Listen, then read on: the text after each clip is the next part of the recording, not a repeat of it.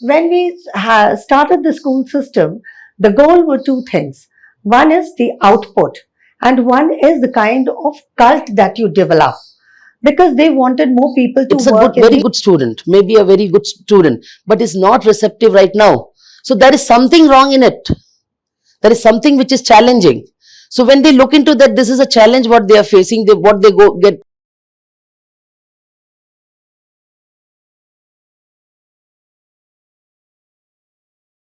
For the longest time, academic achievement has been considered the primary measure of success in schools.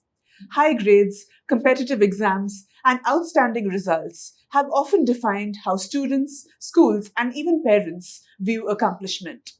But in today's rapidly evolving world, educators are beginning to ask a much bigger question. Is academic excellence alone enough to prepare children for life? As concerns around student stress, anxiety, burnout, emotional well being, and social development continue to grow, schools are now being challenged to rethink what true success really looks like.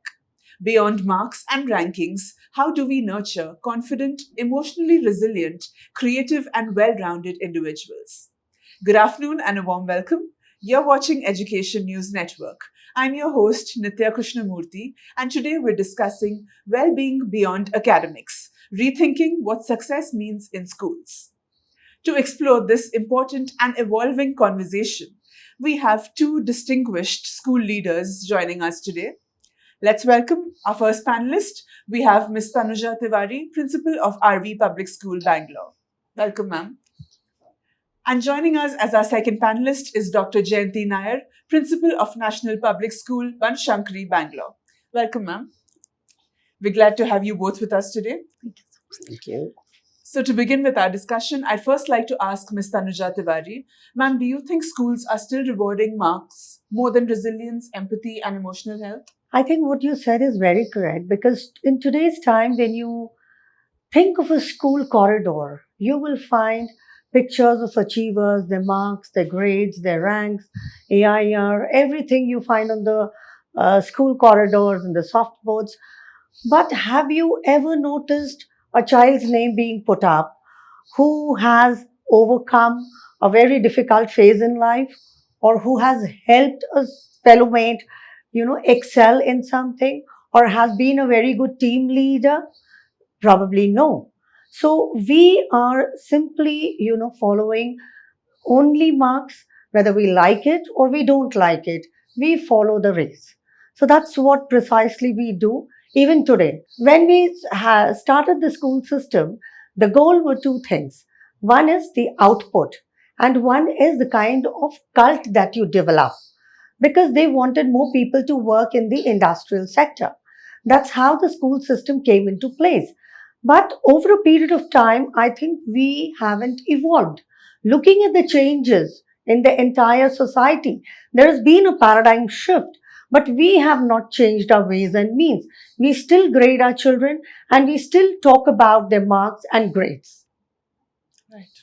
Dr. Jayanti Nair, coming to you. If a student graduates with top grades but poor mental well being, can we truly call it success? Actually speaking, no.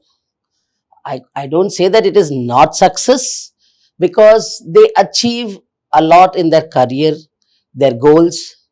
But do you think when you say career and goal, it's always one thing, money. You achieve, you earn money. But do you think finally earning money is the destination?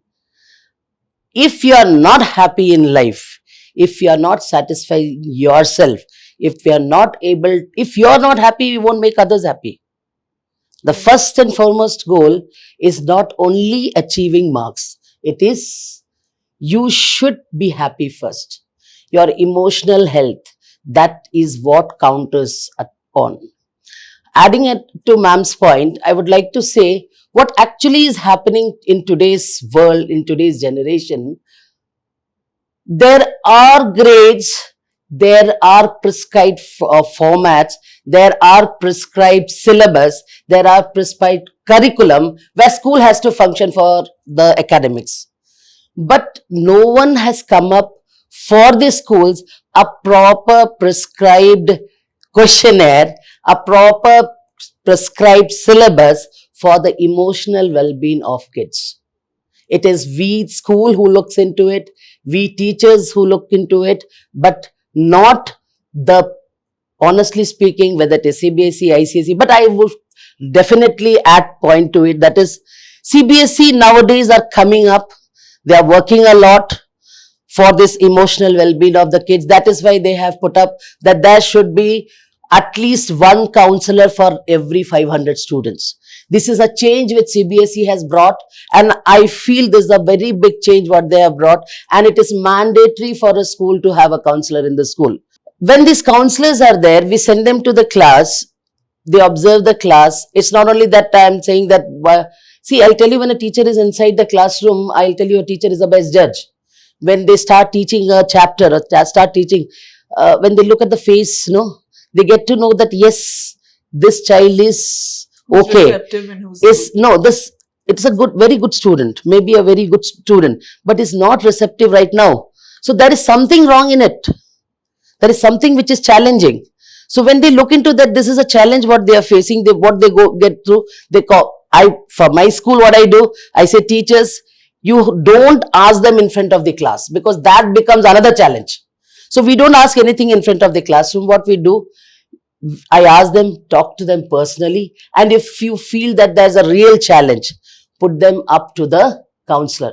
Because as we have physics, chemistry and bio teacher right to handle the academics, we have counselor who is right there to handle the mental well-being of the child.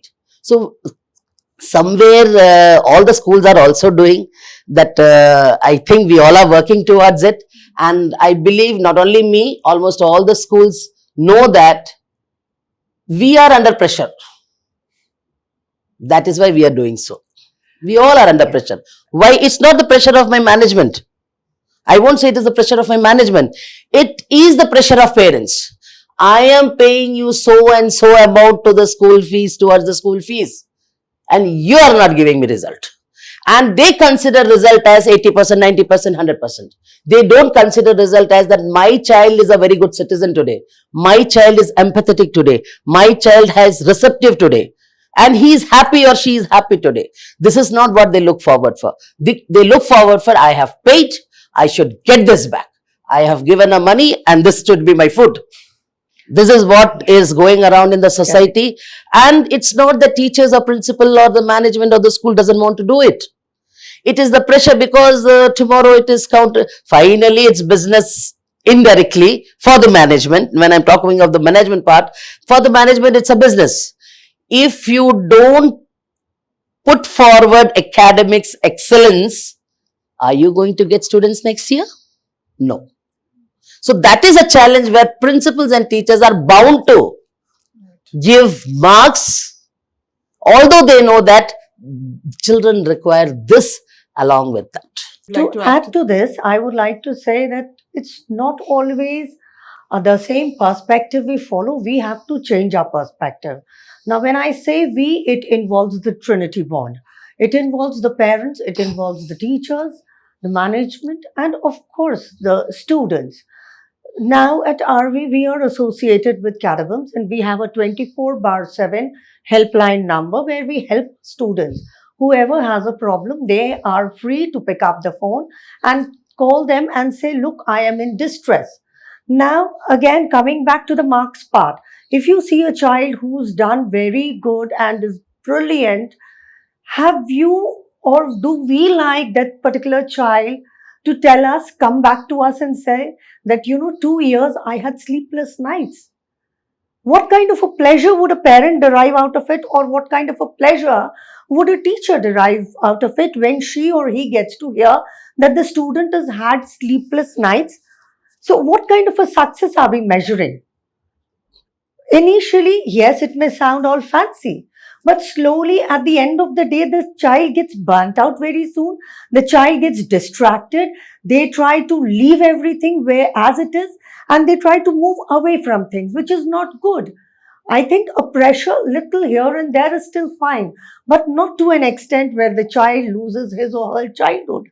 Correct. And to help our children, because today's child is exposed to so many things which we never had in our childhood.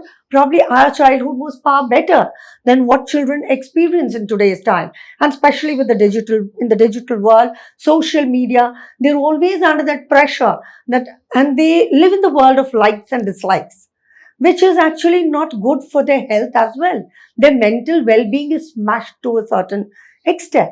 So what we do is, we are associated with good counselors.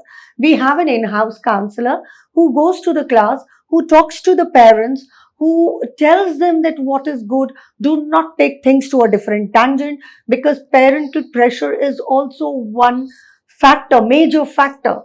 Parents have not changed as much as children have changed. So that bridge is becoming broader and broader day by day. Correct.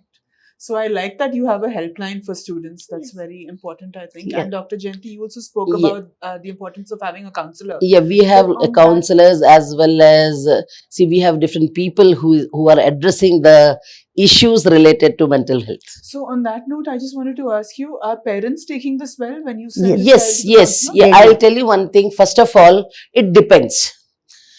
If it is a child concern, see, there are different kind of issues when they are talking about mental well-being.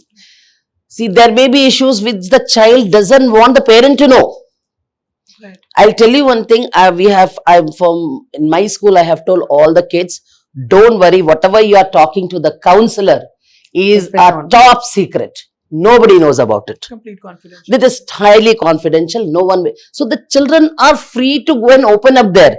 We need to give them a space where they can speak freely, and that is the first thing required. So definitely when they speak to an elderly person, they know the intensity of that issue. So when you feel that this is to a level where we can finish it up from our end, counseling them, definitely we look into, and they don't want the parents to know about it. That time what we do, we finish it from our end. But if we feel that no, an intervention of parent is also required, not in the presence of kids, sometimes we call the parents, counsel them, we also handle them how to handle the situation, and we together look into the point and work out with it. Right. This is how things moves on in school, because sometimes it's very difficult to, because when you handle the kids, teenagers especially, it's really very difficult to Yes. handle them. And once they know that the second person is aware about it, they will never open up, and that is the challenge. But I'm glad schools are taking these Yes, initiatives now. Yes. definitely we look into it. Yes. So, Ms. Tanuja, how can schools identify burnout in children before it becomes a crisis? See, burnout in students has become a very common issue these days. And you can very well make out. As ma'am said, that we send the counselor, we also have an in-house counselor who goes to the classroom, and for the teachers, there's one more role added. They become observers and detectives. So what we do is, the teacher has to be a very good observant. So when the teacher observes her children, they generally zone out. You find them zoning out suddenly. You find them being not interested into something. You feel that they are withdrawing themselves from their peers. So these are certain initial symptoms which tells you that the child is actually burnt out. And then the teacher gives us the initial report saying that I am seeing some change in this particular child. And that is where the counselor's intervention comes into picture. We first take the child again out of the class, and we talk to the child, keeping everything in confidence, taking the child into confidence, and not allowing others to know what is happening between the child and the counselor. The child, most of the time we've seen that the child opens up saying, I am going through this, I am not liking this, or I want something like this, or there would be multiple other issues which leads to the burnout of the child. So then the counselor starts digging deeper into it, wherever, and if at all it's important for parents to intervene, we call the parents to the school, we talk to them simultaneously with the teacher, with the parents, and if the issue is too grave, then of course I am also a part of those kind of meetings where we try to understand what is the root cause for burnout in a child. So these things, when we find out slowly and gradually, because burnout situation doesn't happen overnight. It's a slow process. It's like something like diabetes, I feel. You never know when you've got that. So the same way, you don't even realize when you've actually been into that burnout situation. And that is where the role of the counselor plays a major, part in it. And then the teacher who understands, who's the first detective, initiator of the whole thing. She finds out that the child is least interested or is, not showing interest in any kind of an activity, be it outdoor, be it indoor, with the peers, without peers, or is lagging at everything. So there is some issue behind the whole thing, which she brings it to the counselor, and the counselor takes it forward from there, trying to analyze the situation and then finding out age appropriate solutions to it. That's how we tackle burnout situations. So it's very important for educators to be able to identify Yes. and deal with it the right Yes.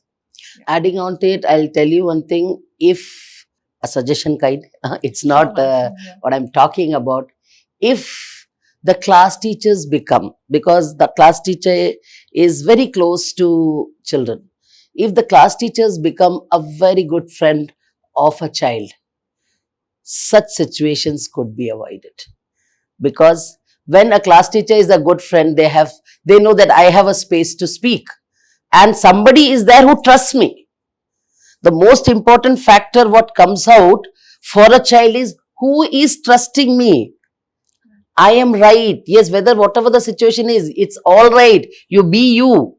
No need to change. You are the one we like. I like you at any cost. So once that trust, the bond is created, the situation will reduce a lot. Right. It will reduce a lot. When that child feels that maybe in the earth there is one person who likes me a lot. Yeah. That makes such a And big difference. that makes a difference. And definitely the child, because I'll tell you an incident. I'm telling you a small incident. Yesterday, one of my student, I said, yeah, how do you feel now when you're a doctor today? She said, ma'am, I'll tell you one thing very, very honestly.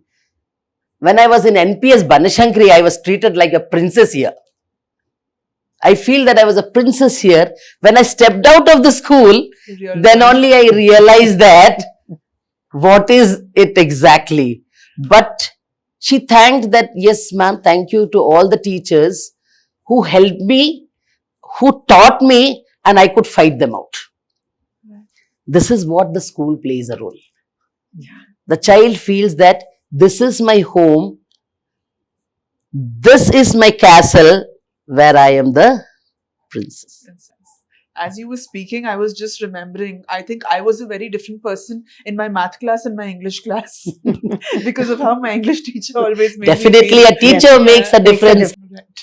So, Ms. Tanuja Tiwary, what role should happiness, belonging, and emotional safety play in a school's definition of achievement? These are very important factors which actually is needed for a school. Because until and unless, if I put myself in the shoes of a child and I feel I am going to a place where I would be loved the most, I would be treated, as ma'am said, a prince or a princess, and my teacher's there to listen, to hear what I say, to pay attention to what I say. I can share my sorrows and joys with her at any given point in time. When I have that kind of a confidence in my school and my teachers, I think I would love to go to school. And most important is when I feel that I am safe, head to toe, I am safe in my school. And there are people around who are going to pay attention to what I do, or who are going to at least give me a smile and reciprocate the same way. So that is where I get that confidence, and I feel like I look forward to going to school. But sadly, what happens is we are so bogged down with other things, we generally tend to neglect that. As ma'am rightly said, a happy child can, move mountains. A happy person can move mountains. But if I take it as a burden, if I am bogged down with 10 problems, I carry a baggage every day to school. And at school, there is nobody to even give me a patient ear for 2 minutes. I think I will start disliking that place. I will move astray, thinking that, okay, this is nothing less than a home. I have come here, at home nobody listens to me. Here is the same case, nobody wants to listen to me. So my thing as a principal, I try to create a conducive atmosphere where every child feels that I am loved here. I belong to this school. This is my school. When I get that feeling, you know, the feeling has to seep in automatically. It cannot be injected. It has to come in automatically through our deeds, through the way we conduct ourselves. We conduct ourselves in front of the children, and the way the peer, the friends come together. They share, they laugh, they cry for small little things. The teachers, the kind of bonding they create with the student, I think that is very important in order to create this kind of a conducive atmosphere where a child feels that I am loved. Adding on to this point, I would say it is a school's culture what should be developed. It is a culture of a school what reflects. In my school, for the small, especially this is for children up to grade 5, what we have done just in front of the classroom, there is one signage board where it is Namaste, all the signs are there, Right. hug. I have put for 4 5 signs. Yeah. How a teacher, and the teacher is standing just in front of the classroom. The children come in and they touch one. What do you need today? Do you need a hug? Do you need a namaste? Or do you need a high five? So they'll touch any one of it. They are very small kids of That's very KG. sweet. They'll touch any one of them. If it is a hug, a teacher will give them a hug, give a smile, then go to the class. This is the culture what we have developed in a school. When I am talking about teaching empathy, this I because it's for because it starts from the roots. So in very small grades, I'm talking of KG and Montessori area. We have both KG and Mont in our school. There, especially in KG, what we have done, we have planted one small. Uh, it is not a actual plant; it is an artificial plant, and there are leaves. So we say, if you have done something good, please come and tell me. The leaf grows in this plant. The child will definitely, actually, we'll just paste one leaf, writing the child's name. Today the child has done this good. Anywhere, at home, school, anywhere. I have done this good today. I have helped my mom. Today I have done this help to my friend. I have helped somebody or something very good. We tell them you should come and tell. And when you do good, then only this plant will grow. The leaves will develop. So they feel that, no, today it is only one leaf. We should do something. They do something, come back and tell, today I have done this. So that many leaves grows.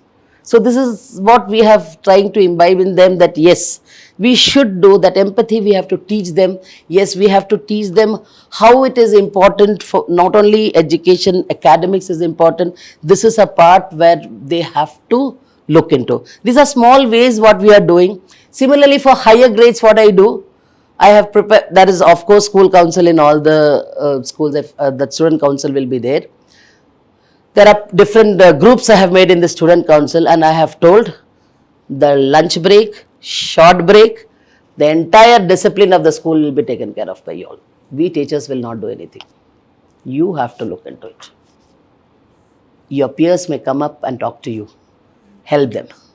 You see how it works. What is the what difficulties teachers are facing when they are handling such thing, and you do all these whatever they want to. So this student council are responsible of the entire. We give breaks, two students at a time, in which one have.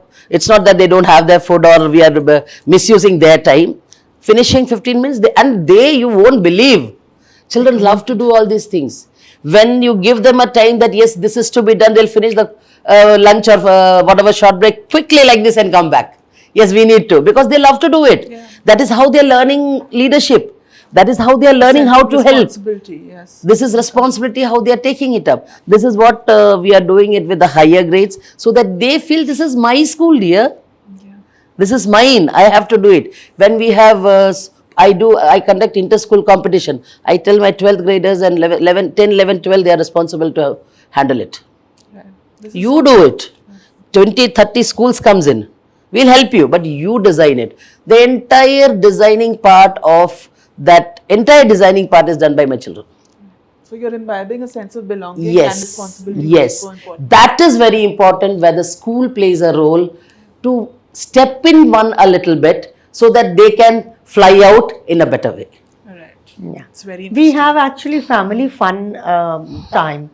So we also do such programs where the children participate. We give them a theme, we tell them what to do. The children participate in that, the teachers participate, and even the parents come and join hands. And together they have a lot of fun activities. They do a big picture where the entire family comes, they lie down and they draw whatever they feel like. They, make huge pictures, they make emojis, and they do a lot of reels. It's a family bonding time for all of them.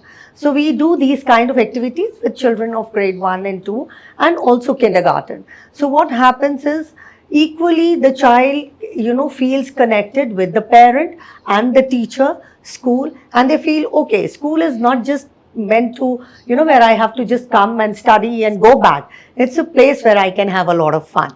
And they look forward to coming to school the next day. And they feel that, yes, this is a place where my teacher is also there and my parents are also there. So that kind of, feeling of being safe and being loved by everybody comes. Adding on to it, I'll tell you, we also do this parent. I don't do it with teachers because normally with KG, Mont, and all those areas, teacher, parents, students, we have activities, different kind of activities where in a due course of time, I'm talking about this. Today I was addressing my parents also with this. It had been that I was talking to few students where I felt that they are missing their parents. The parents do not have time for them. That is a major They issue. do not have time for them. They are busy. When we go to Papa, they say that, you come after this time, I am busy now. Go to Mama, I'll talk to you later on. What I did, okay, then fine. I have to help my kids. Last year from grade 1 to grade 8, 9 and 10 I didn't disturb because the curriculum is a vast one. I said I am going to hold one activity for a child and a parent. Few areas I conducted mom and kid, few areas I conducted dad and kid. And I said, no, you have to come. Mandatorily, you will come to school with your kid and perform some activities. There were different activities lined up for different grades across. There was 80-90 percentage of because I can participation. That's very good. And I'll tell you, there were emotions coming out that time.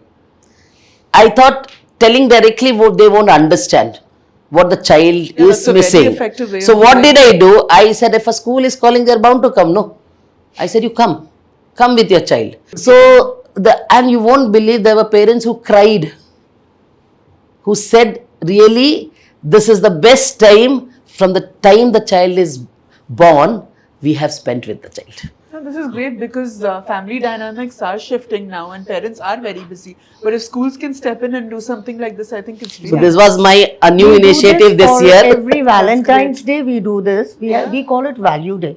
Okay. So that is the day when the child gets something which is like mama's favorite or dad's favorite. We call the parents to school. The child feeds that to the parent, to the mother, to the father, touch their feet, take their blessings or give them a hug, take their blessings. Trust me, I have seen parents crying like children. It's an emotional burst for them as well because they feel that all these things we don't even get time at home to do this with our kids. It's once in a while or once in a blue moon. So this, if the school is giving us this opportunity to bring in that connect and bring that bond, I think it's commendable if all schools can do that. Yes. So you just spoke about how we're in a digital age. So I wanted to ask you this question, which I think both of you just answered, that in a digital age, what are the emotional skills that are becoming more important than academic skills now? So I think one is the parent-teacher, the parent and child bonding. Yes, resilience. Resilience. And the child should learn to accept a no gracefully or say a no gracefully. That is something very, very important. Accepting no has becoming accepting so no, difficult. or sometimes even saying a no with grace. Because they don't have to. There is no bonding. If there is no bonding, the child says anything and everything without any filters. But the child doesn't realize for a moment that I am going to hurt the person, right opposite to me. Or if they have to say a no, they don't want to do something, they have to be polite enough to say a no to it. They should learn where to draw a boundary. They should always be resilient. As I said, marks are not important, but definitely when they go to higher grades, everybody talks about marks. So if a child has not got the marks that is desired, or that the society has set a benchmark saying that, okay, above 95 or 98 or 99 is the benchmark that is set by everybody, and the child has not been able to get that, cross that, landmark, I think the child should be able to accept gracefully that yes, I've not been able to do it well. Maybe I will try. Now you have these what do you call those exams? Now you have a correction. I mean, they can enhance No, the we have grades. second board examination Yeah, is there. enhance their marks. So when board is also thinking about it, so somewhere down the line, marks are not that important. They need to be resilient. They need to understand that, okay, everything cannot be very rosy. Everything that comes to me will not be very good. Sometimes I have to be ready to face the worst in life. That is the time I need the maximum strength. That a child should understand. And I suggest all the parents, if you keep them in a bubble, trust me, they will always be that little tiny doll. And they will never be able to fight their own battles independently. We have to teach them. We have to give them a situation and let them work on it. Let them come up with their own solutions. You never know, they may come up with a better solution. But if we give them everything saying you do this, you do that, you do this way, so that's not the right approach. Because back then I would have done something and failed. So I can tell them as an example, but allow the child that freedom to test his own ways and test his own methods. Then only will the Preparing child be kids. able to face the battle and fight the battle in a stronger manner. Same way till grade 10, like we take utmost care of the children. Talking about the smallest thing, desires, their ambitions, everything. Once they cross 10th, they are more close to their peers. They are more close to their friends. They develop new friend circle. They come up with new ideas. They come up with new things. And then what happens? The child is lost somewhere. They are not able to navigate their way. So that is when again the school should be ready to say, because all of us, when we fall in life, we want somebody to tell us, don't worry, I'm there. So I think our children need that kind of a support all the time, whether they are with us in school, and who can be a better person than a teacher. Who can be a better person than a teacher who says that I am there? That's why your children, they pass out from the school, they come back. They come back with the same love, same emotions, and same respect, saying, "Ma'am, I'm doing this now. Absolutely. I still go back to this." my school. That's Yes. how we've all grown up. And it is only school It is only where we school, go. correct. We don't go Yes. back to colleges Yes. normally. Rarely. We go back It's to only schools. school. For friends, we go to college. Yes, but school for teachers- teachers, we go back to school Exactly. only. To second, ma'am, I'll say that, of course, in this data-driven world, we have to teach them how to say no. And honestly speaking, now teachers, they don't trust. They trust Google. They trust Chat GPT. GPT. Okay, that is the actual world what is going to be. Tomorrow it's AI driven world. So CBSE has also taken a hand to it. We are introducing a new subject called, you might be seeing it in the news and all, from 3 onwards, we are introducing this year that AI and computational thinking, which there will be a board examination in future. Now, when I'm talking about data, when I'm talking about such thing, see, we have to make the child, because today what you are learning, do you think that skill is there when they go out for a job? Do you think that skill is enough? Or will that skill remain that when they are searching for a job? Because what you are teaching in grade 1, when they reach grade 12th, after 3 years, maybe that skill is no more valid. Right? So okay. what is important that we should teach students in this data-driven world? First, communication. Because let it be any kind of data-driven world, let it be any AI, until and unless you tell an AI, the clear communication is not there in AI, they cannot do anything. Exactly. The prompt. So the has to be first absolutely is precise. communication. Right. What do you want? What do I need to do?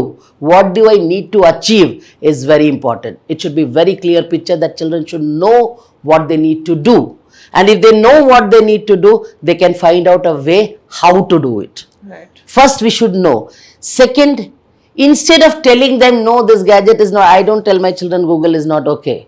I tell them, please do an authenticity of a data what is given by Google. Whether how far it is right, because that authentication of data is important. It is not that Google is right or Google is wrong. It is the authentication of data. Don't blindly believe in the data what you receive from Google or ChatGPT. Exactly. You look into it, use it, take their help, find out the authenticity and execute it on. Utilizing it to the Utilizing right, to the leveraging right method of data. That is the thing what we need to teach the children. The right usage of data. Where when you use a data, where are you going wrong? How do you get fraud? How you are being entrapped when you use a data in the whatever the sites you are using on. Yes. These are the education what we need to give a child. Cyber security. How far you should use your social media account. How to use it. What to use, what not to use should be educated well.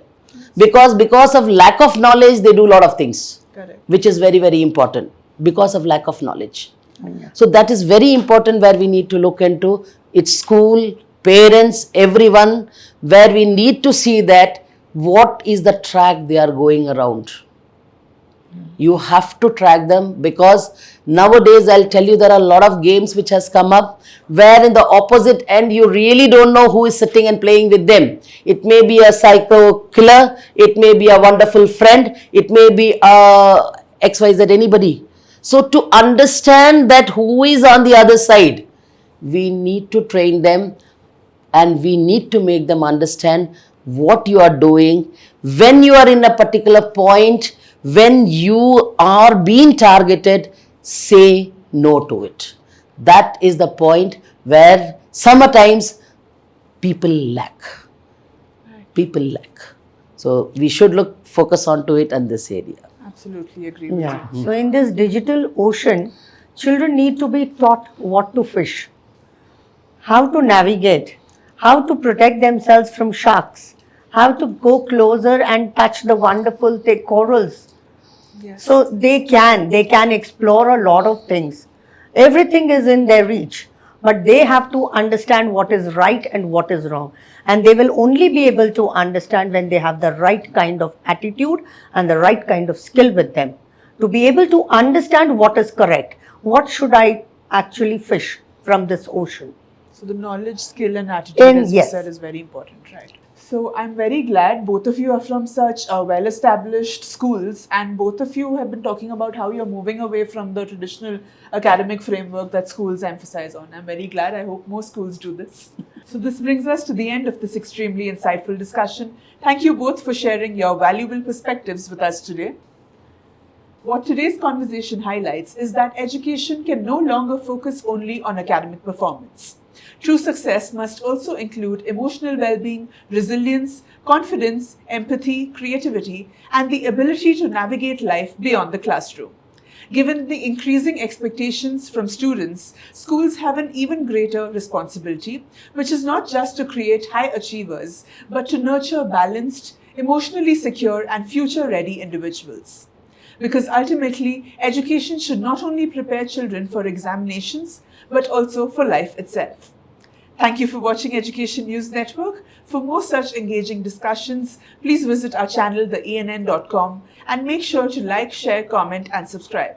Signing off, this is Nitya Krishnamurthy.